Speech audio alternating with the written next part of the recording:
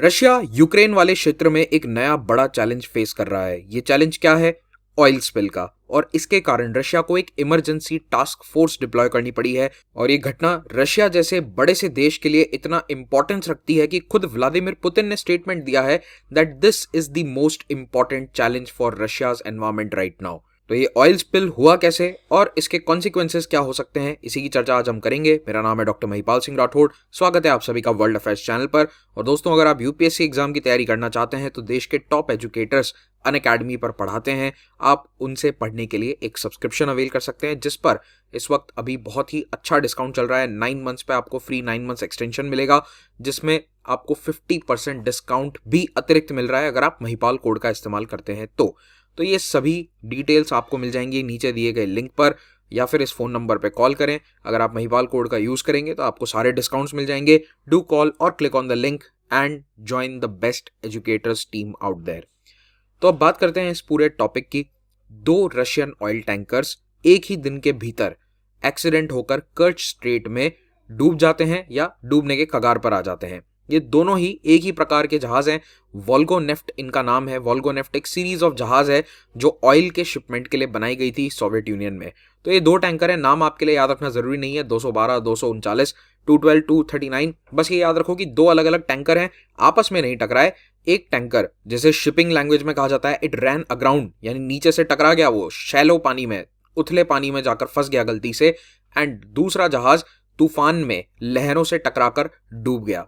और ये दोनों ही जहाज ऑयल को कैरी कर रहे थे। और ये घटना होती है 14 और 15 दिसंबर के तारीख में। अब आप बोलेंगे सर 1 महीने बाद ये न्यूज़ में क्यों है? तो दोस्तों, 1 महीने बाद न्यूज़ का कारण है कि अब जाकर रशिया ने इस बड़े एक्सीडेंट को सीरियसली लिया है। इतने व्यापक स्तर पर जब ऑयल स्पिल हुआ, उसके 1 महीने बाद रशिया ने एक इमरजेंसी टास्क फोर्स बनाकर इस पूरे ऑयल स्पिल को क्लीन करने का प्रोसेस स्टार्ट किया है। इस ऑयल स्पिल की लोकेशन हमारे लिए काफी इंपॉर्टेंट हो जाती है। लोकेशन है इसकी कर्च straight. Now, Kerch Strait connects 2 important water bodies, Black Sea and the Sea of Azov. यहां पर आप देख सकते हैं ब्लैक सी, उसके ऊपर आ जाता है क्राइमियन पेनिनसुला, और इसी का एक एक्सटेंशन है ये कर्च वाला इसका इलाका। तो कर्च शहर यहाँ किनारे पर स्थित है और एक नैरो पैसेज है जिसे कहा जाता है द कर्च स्ट्रेट। तो ये कर्च स्ट्रेट कनेक्ट करता है सी ऑफ एजोव को, और इस सी ऑफ एजोव से आप आगे चलकर रशिया के इंटीरियर पार्ट तक जा सकते हैं वाया बोट्स। कैसे? यहाँ एक नदी बहती है जिसका नाम है डॉन रिवर। तो यही डॉन रिवर में नेविगेबल रिवर है ये। इसमें छोटे जो शिप्स होते हैं या छोटी बोट्स होती हैं वो आराम से इंटीरियर एरिया में वोल्गोग्राड तक जा सकती हैं। और वोल्गोग्राड शहर, it is the most important city on the Volga river, जो रशिया की सबसे बड़ी नदियों में से एक है। और ये वोल्गा नदी से होते हुए बहुत इंटीरियर्स तक आप पहुंच सकते हैं। और ये वोल्गा नदी ड्रेन करती है कैस्पियन सी में, याद रखिए। तो टेक्निकली एक बोट, अभी हाइपोथेटिकली सुन लेना, एक बोट ट्रैवल कर सकती है यहाँ तेहरान के उत्तरी इलाके से, यानी कि ईरान का जो तट कैस्पियन सी पर लगता है, यहाँ से होते हुए वो बोट वोल्गा नदी से होते हुए वोल्गोग्राड तक जाते हुए आगे डॉन रिवर से इस दिशा में आकर ब्लैक सी ऑफ एजोव और फिर ब्लैक सी में आ सकती है। And then it can go on to the Mediterranean sea. तो कहने का मतलब यह है कि ब्लैक सी और कैस्पियन सी दोनों नेविगेबल है, और इस रास्ते में बहुत सारा कमर्शियल शिपिंग होता है, बहुत सारा ट्रांसपोर्ट ऑफ गुड्स होता है। Among that is oil. तो इस क्षेत्र में ऑयल की इतनी ज्यादा डिमांड क्यों बढ़ चुकी है अचानक से? Because of the Russia Ukraine war.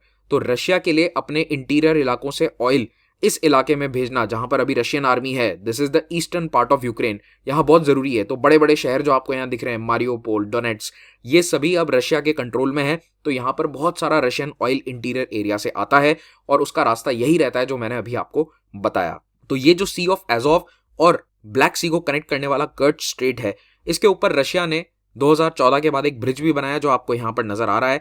पहले ये कनेक्टेड नहीं थे क्योंकि यूक्रेन और रशिया अलग अलग देश थे, पर 2014 में क्राइमिया पर रशिया ने कब्जा जमा लिया और फिर यहाँ पर एक ब्रिज बनाया गया, और इस ब्रिज के नीचे से अब जहाज वगैरह निकल जाते हैं। तो अभी जो ये एक्सीडेंट्स हुए हैं, एक एक्सीडेंट इस क्षेत्र में हुआ है जो तमान लिखा हुआ आपको दिख रहा है, इसके पास में एक जहाज यहाँ पर अग्राउंड हो गया, और दूसरा थोड़ा सा यहाँ पर कर्च स्ट्रेट से कुछ किलोमीटर बाहर पे हुआ है। लोकेशंस हमारे लिए इंपॉर्टेंट नहीं है, बस ये ध्यान रखो यहाँ पर थोड़ा मौसम कई बार बिगड़ जाता है, स्ट्रेट्स के अंदर ऊंची ऊंची लहरें चलती है। तो लहरें तो ऊंची दुनिया भर के जहाजों के लिए होती है, केवल ये 2 जहाज क्यों डूबे? तो इस कर्च स्ट्रेट में अगर एनवायरमेंटल डैमेज होता है तो वो पूरी दुनिया की नजर में आता है, क्योंकि अब इस इलाके को पूरी तरह रशिया कंट्रोल करता है।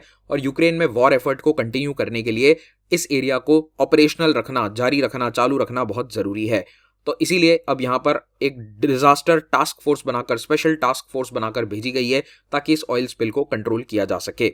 और ऑयल स्पिल काफी व्यापक है, अभी तक इन्होंने पता नहीं क्यों इसे इतना सीरियसली नहीं लिया, बट सीरियसली लिया जाने लगा जब ऑयल 150 किलोमीटर दूर यहाँ पर बर्डियांस्क शहर तक पहुंच गया। इधर यहाँ सेवास्टोपोल सिटी है, मैप में नजर नहीं आ रहा है, यहां तक कर्ट स्ट्रेट से ऑयल जब पहुंचने लगा 150-200 किलोमीटर दूर तक, तब रशिया ने इसे बहुत ज्यादा सीरियसली लेकर और यहाँ पर ऑयल स्पिल का क्लीन अप शुरू किया है।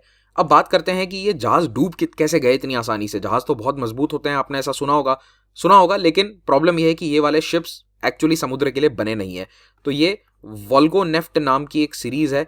ये ऑयल टैंकर्स हैं, छोटे ऑयल टैंकर्स हैं जो मोस्टली नदियों पर यानी कि रिवर सिस्टम या कैनाल्स के अंदर चलने के लिए बने हैं, और ये समुद्र में भी ट्रैवल कर सकते हैं। Legally they can travel on the sea, लेकिन उनके अंदर एक लिमिट है। अगर 2 मीटर से ऊंची लहरें उठती है तो आप देख ही सकते हो इसकी हाइट कुछ ज़्यादा नहीं है, इसके ऊपर पानी चला जाएगा लहरों में और ये टूट जाएगा। और इस तूफान में अभी दिसंबर के महीने में यही हुआ।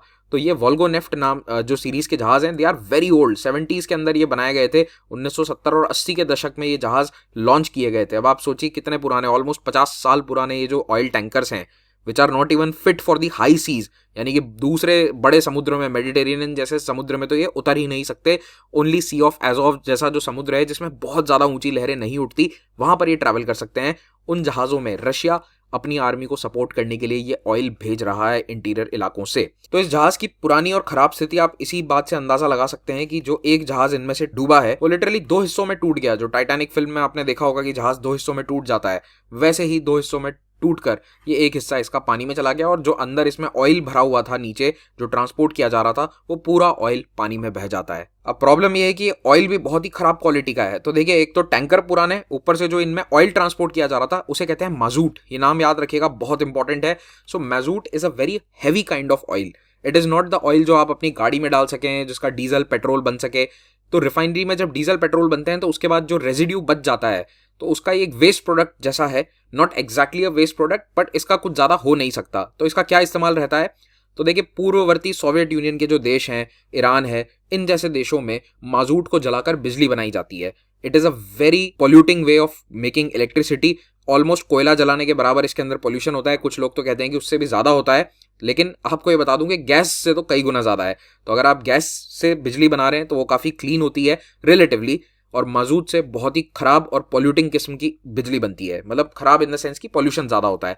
तो इन टैंकरों में माजूट ले जाया जा रहा था। तो ये काफी थिक और हैवी ऑयल होता है, और इसीलिए ये डैमेज भी एनवायरमेंट को ज्यादा करता है जिस कोस्टल एरिया में इसका स्पिल हो जाता है। तो अब जब सेवास्टोपोल तक पहुंच गया, बर्डियांस्क शहर तक पहुंच गया, तो इनको एकदम से जागे हैं रशिया वाले और अब ये क्लीन अप कर रहे हैं। और इस तरह की इमेजेस रशिया की स्टेट मीडिया ने खुद लॉन्च करी है। पूरा बकायदा वीडियो लॉन्च किया है इन लोगों ने, जिसके अंदर ये सारा क्लीन अप होते हुए दिखाया जा रहा है। और इन्होंने अपने इमरजेंसी सिचुएशन मिनिस्टर तक को यहाँ पर भेज दिया है। क्रास्नोदार रीजन ये रशिया का वो इलाका है जो जोड़ता है क्राइमियन ब्रिज से किसको, कर्च को। तो क्रास्नोदार उनका एक प्रांत है, वहां पर जाकर ये पूरा डिप्लॉयमेंट इस वक्त हुआ है, और व्लादिमीर पुतिन खुद इसको लेकर स्टेटमेंट दे चुके हैं। तो अब एक टैंकर 1 महीने बाद भी ऑयल लीक कर रहा है, उसको रोकने के प्रयास हो रहे हैं। जो टूट गया था वो वाला तो पूरी तरह से अपना ऑयल लीक कर चुका है। अब जो थोड़ा बहुत इसमें ऑयल बचा है उसको रोकने की कोशिश करी जा रही है।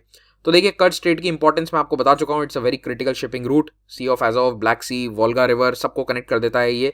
और रशिया यूक्रेन युद्ध के अंदर भी ये बहुत ही इंपॉर्टेंट एरिया रहा था। इनफैक्ट क्राइमिया को कब्जा करने के बाद इन्होंने यहाँ पर एक ब्रिज बनाया रशिया ने, एंड 2021 में इस पूरे स्ट्रेट को ही रशिया ने थोड़े समय के लिए बंद कर दिया था। इस ब्रिज के ऊपर यूक्रेन के लोग हैं जो फिर से क्राइमिया को अपने साथ जोड़ना चाहते हैं, उन लोगों ने कर्च स्ट्रेट ब्रिज के ऊपर हमला करके 2022 और 23 में इस ब्रिज को तोड़ने की भी कोशिश करी थी। अब यूक्रेन का ये कहना है कि देखिए रशिया कितना नेग्लिजेंट है कि अपनी आर्मी को ऑयल पहुंचाने के लिए ये एनवायरमेंट के साथ भी खिलवाड़ कर सकते हैं। और यूक्रेन ने जमकर इनको कोसा है रशिया वालों को कि आप इस तरह से इररिस्पॉन्सिबल बिहेवियर कैसे दिखा सकते हैं। It is a large scale environmental disaster, और रशिया के टैंकर्स पर सैंक्शन लगाया जाए। यूक्रेन ने अंतर्राष्ट्रीय समुदाय से ये मांग करी है कि रशिया के ऑयल टैंकर्स को पूरी तरह से इंटरनेशनल वाटर्स में आने जाने से रोक दिया जाए। रीजन, ये वाले टैंकर सेफ नहीं है और आगे भी इस प्रकार की घटनाएं हो सकती हैं। तो अब क्लीन अप शुरू हो चुका है। इस तरह के ऑयल क्लीन अप में बहुत सारे लोगों की जरूरत पड़ती है। A lot of man power is required. Literally हाथों से आपको ऑयल उठाकर फेंकना पड़ता है, मिट्टी को बीच की साफ करना पड़ता है। ऑयल कई बार जानवरों के ऊपर लग जाता है, उसे भी आपको मैन्युअली साफ करना पड़ेगा। तो ये बहुत ही मेहनत का काम है, और इसीलिए ऑयल स्पिल्स हमेशा एनवायरमेंटल डिजास्टर्स की श्रेणी में काफ़ी ऊपर गिने जाते हैं। तो इनसे प्रॉब्लम क्या है, देखिए ऑयल जब ड्रिल किया जाता है, कई बार समुद्र के अंदर ऑयल मिलता है हमें सी बेड में, यानी समुद्र के तल के नीचे, तो वहां से उसे ड्रिल करके ट्रांसपोर्ट जब करते हैं तो कहीं ना कहीं लीकेज की संभावना बनी रहती है पाइपलाइन से, ड्रिलिंग रिग से, और ऐसे में वो सारा ऑयल समुद्र में चला जाता है और कई स्पीशीज को परेशान करता है। तो स्पीशीज के अंदर लॉन्ग टर्म चेंजेस भी देखे गए हैं। तो क्रॉनिक यानी कि जहां पर कंटिन्यूसली 25-30 सालों से ऑयल रिग्स हैं, वहां पर स्पीशीज का बिहेवियर बदल जाता है, स्पीशीज के जेनेटिक चेंजेस आ जाते हैं, जिसके कारण उनके अंदर थोड़े थोड़े फिजिकल चेंजेस भी देखे गए हैं और बायोमास शिफ्ट हो जाता है। बहुत सारे प्रॉब्लम्स देखे गए हैं। और अक्यूट डैमेजेस तो हैं, अक्यूट यानी कि आज अगर ऑयल स्पिल हुआ तो कल वहां पर सारे पक्षी मर जाएंगे क्योंकि उनके पंखों में ऑयल लग गया, वो उड़ नहीं पा रहे, शिकार नहीं कर पा रहे, खाना नहीं खा पा रहे, द बर्ड विल डाई। तो ये हो गए अक्यूट चेंजेस। क्रॉनिक चेंजेस कई मरीन लाइफ में, मछलियों में चेंजेस देखे जाते हैं और हर चीज पर ऑयल का इफेक्ट आता है, चाहे वो कोरल्स हो, सी बर्ड्स हो, कोस्टल वाइल्ड लाइफ हो, everybody is affected in the sense of short term and long term effects. तो इसीलिए ऑयल स्पिल्स हर हालत में अवॉइड होने चाहिए। फाइनली देखिए, शैलो वाटर जहां पर है, जहां गहरा समुद्र नहीं है, वहां पर और बड़ी समस्या है क्योंकि ये सारा ऑयल धीरे धीरे वॉश ऑफ होकर समुद्री किनारे यानी बीच पर आता है और वहां पर ये टेरेस्ट्रियल एनिमल्स तक भी पहुंच जाता है। अब अगर हम मरीन ऑयल स्पिल्स की बात करें तो दुनिया में सबसे वर्स्ट डिजास्टर रहा है deep water horizon oil spill.